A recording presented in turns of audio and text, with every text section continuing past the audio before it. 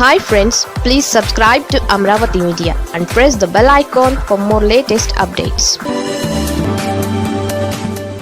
కూటమిలో అగ్గి రాజేసిన చంద్రబాబు పిలుపు. స్థానిక సంస్థల ఎన్నికలకు సిద్ధంగా ఉండాలన్న సీఎం చంద్రబాబు పిలుపు అక్కడ కూటమిలో అగ్గి రాజేసిందా? నాయకులు ఎవరికి వారే అనుకూలమైన లెక్కలతో రెడీ అయిపోయారా? గతాన్ని వర్తమానాన్ని పోలుస్తూ అప్పుడు అలా జరిగింది కాబట్టి ఇప్పుడు ఇలా జరగాలంటూ రచ్చ మొదలు పెడుతున్నారా? తేడా కొడితే రెబల్స్గా అయినా రంగంలోకి దిగుతామంటోంది ఎక్కడ? జస్ట్ సీఎం నోటి మాట మాత్రంగా పొలిటికల్ హీట్ ఎందుకు పెరుగుతోంది?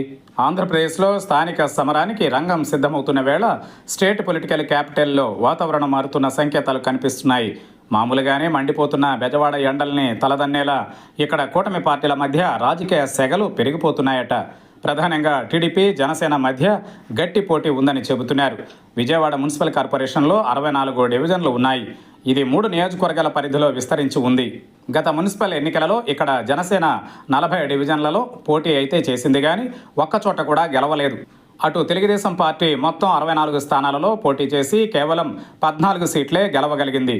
ఇక ఇప్పుడు అధికారంలో ఉన్న వైఎస్ఆర్ కాంగ్రెస్ పార్టీ 49 స్థానాలలో గెలిచి మేయర్ సీటు కైవసం చేసుకుంది. ఈ పరిస్థితులలో ఈసారి క్యాలిక్యులేషన్స్పై ఆసక్తి పెరుగుతోంది. స్థానిక సంస్థల ఎన్నికలకు సిద్ధం కావాలని తాజాగా సీఎం చంద్రబాబు పిలుపు ఇవ్వడంతో కూటమిలోని 2 పార్టీల స్థానిక నేతలు అలర్ట్ అయ్యారు. ఇటు టీడీపీ అటు జనసేన ఎవరికి వారు పొత్తులో తమకు వచ్చే సీట్లకు సంబంధించిన లెక్కలు వేస్తున్నారు. ప్రస్తుతం సిటీ పరిధిలో ఉన్న 3 నియోజకవర్గాలలో 2 చోట్ల తెలుగుదేశం పార్టీ, 1 చోట బీజేపీ ఎమ్మెల్యేలు ఉన్నారు. అటు అసెంబ్లీ ఎన్నికలలో విజయవాడ నగరంలోని 3 సీట్లలో అలాగే ఎన్టీఆర్ జిల్లా లిమిట్స్లో ఎక్కడా జనసేన పోటీ చేయలేదు. పొత్తులో భాగంగా ఈ సీట్లన్నిటినీ మిగతా 2 మిత్రపక్షాలే పంచుకున్నాయి. సరిగ్గా ఈ పాయింట్నే ఇప్పుడు లేవనెత్తుతున్నారు గ్లాస్ లీడర్స్. నాడు మీకోసం అసెంబ్లీ సీట్లు త్యాగం చేశాం కాబట్టి రేపు మున్సిపల్ ఎన్నికలలో మాత్రం బెజవాడ సిటీలో మాకు చెప్పుకోదగ్గ స్థానాలు ఇవ్వాలని డిమాండ్ చేస్తున్నారు. దీనికి సంబంధించి అప్పుడే తమ పార్టీ అధిష్టానానికి విన్నపాలు పంపుతున్నట్టు తెలిసింది.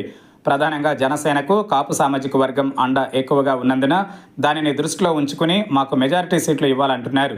విజయవాడలో కాపు సామాజిక వర్గం ఓటు బ్యాంక్ ఎక్కువగా ఉందన్న సంగతిని గుర్తుంచుకోవాలని అంటున్నారు. అందుకే వీలైనన్ని ఎక్కువ సీట్లు తమ కోటాలో కావాలని అంటున్నారట. గెలవకున్నా గత స్థానిక సంస్థల ఎన్నికలలో 40 చోట్ల పోటీ చేశామని, ఇక 2019 సాధారణ ఎన్నికల సమయంలో సిటీలోని 3 నియోజకవర్గాలలో 15% ఓట్లు పడ్డ సంగతి కూడా మర్చిపోకూడదని గుర్తు చేస్తున్నారు. తమ పార్టీ అధిష్టానానికి కూడా ఈ లెక్కలన్నీ చెప్పేందుకు సిద్ధమైనట్టు తెలుస్తోంది.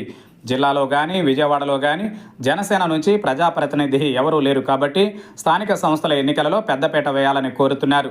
అయితే ఈ లెక్కలే ఇప్పుడు టీడీపీ నేతలకు మింగుడు పడడం లేదట.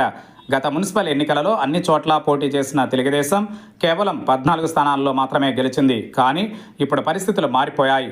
సిటీలోని 2 నియోజకవర్గాలలో పార్టీ ఎమ్మెల్యేలు ఉన్నారు. దీంతో కార్పొరేటర్ సీట్ల ఆశావహులు కూడా పెద్ద సంఖ్యలో ఉన్నారు. తమకు ప్రాధాన్యత ఇవ్వాలని, అధికారంలో లేని సమయంలో పార్టీ కోసం పనిచేస్తామంటూ ఎమ్మెల్యేలపై స్థానిక నేతలు ఒత్తిడి తెస్తున్నారట. ఇందులో ఎక్కువ మంది మాజీ కార్పొరేటర్లు, తాజా మాజీ కార్పొరేటర్లు ఉండడంతో ఎమ్మెల్యేలు కూడా కాదనలేని పరిస్థితులు పెరుగుతున్నాయని అంటున్నారు.